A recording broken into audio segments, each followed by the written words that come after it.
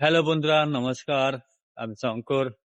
তো চলে এসেছি কাজে ভেতরে বিল্ডিং এ দেখুন, এখানে আমাদের যত প্লাস্টিক ছিল সব গাড়িতে লোড হয়েছে, সব ফেলে আসবে বাইরের দিকে।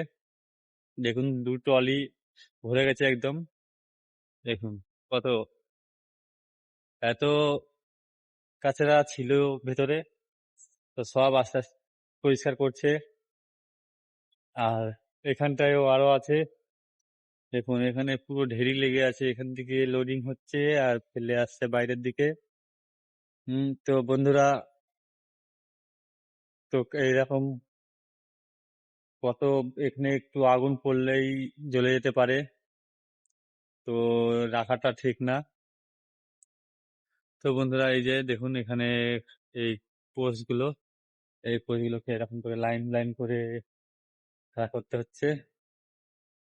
তো দেখুন পুরোটাই একবারে আখ কাটার মতন দেখতে লাগছে। তো বন্ধুরা, এই যে পুরো বললাম যে পুরোটা একদম 2 ট্রলি আজকে লোড করে দিয়েছে রাত্রেবেলা হয়তো।